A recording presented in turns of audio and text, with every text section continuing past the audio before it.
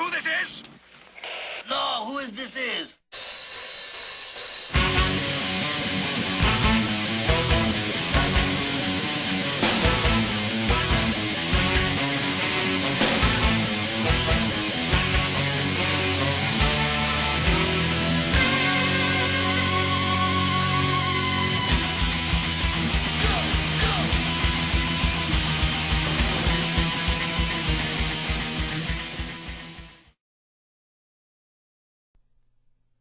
Hello, this is Michael from TradeWithoutEmotion.com for October 1st, 2008.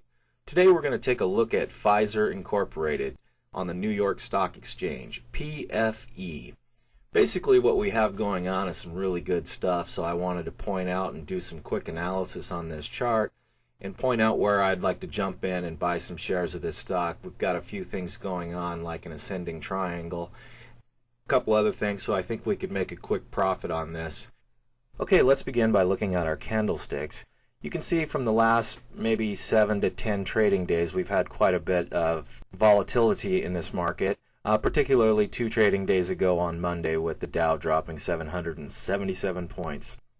According to this chart, quickly recovered the next day, and we picked up pretty much all of our losses and actually made some gains. I think this stock personally is pretty oversold, and it's coming out of oversold conditions, and I can point out a few reasons why. As you can see right here, I'm drawing my uptrend line in place, and from that I see a small resistance area right in here. Basically what I'm looking for is a break of this resistance area, and then I'm going to be looking to buy right below maybe the moving average 200. I'm going to make a smaller buy right there. And then if it breaks through that moving average, I'm going to make a considerably larger buy because I feel the stock is going to turn very bullish and we're looking towards a big takeoff. But you know, a lot of this could change and we'll have to see what happens with the financial markets and the government bailout process. Typically I don't pay much attention to the news, however this has a lot to do with it, so we'll see what's going on. Again, I just want to repeat a break of the moving average 200, which is a dynamic line, so it will be probably coming down lower in the next couple days. We have our top resistance area right here at 2013. I think once we clear that, it's pretty much blue skies from here on out, as we've made a nice little consolidation pattern the last 5 days.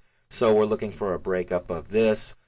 Once we break through this resistance area, I think it's blue skies, and one of the reasons I believe this is because of some of the indicators. If we move on down here, we'll see the rate of change line has crossed the zero plane and is moving up very nicely, and it's got a lot of room to go.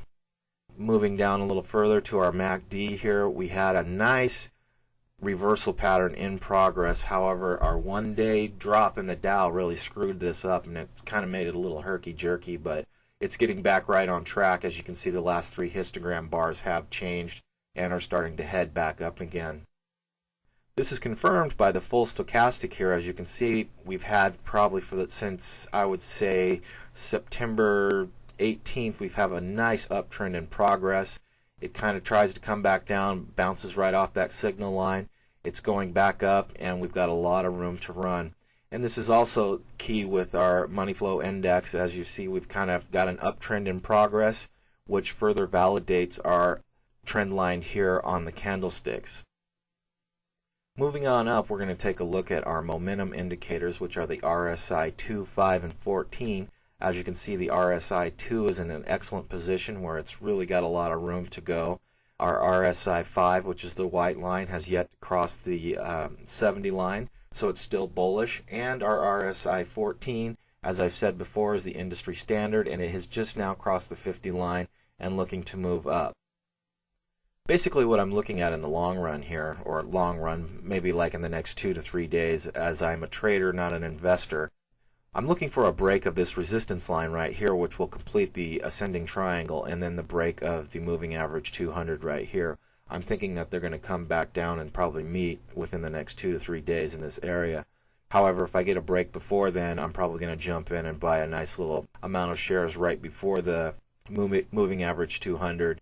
And then once I'm going to establish this upper resistant line at $20.13 a share, and a break of that will be extremely bullish, and that's where I'll make my largest buy, and I'll look for pretty nice gain, probably 5 to 8% without much trouble in the next couple days after the break. I hope you enjoyed this analysis, and if you're looking for more information on technical analysis and how to trade without emotion, please visit our website, as we have numerous free videos and DVDs for sale. Anyhow, trade without emotion and enjoy the rest of your day.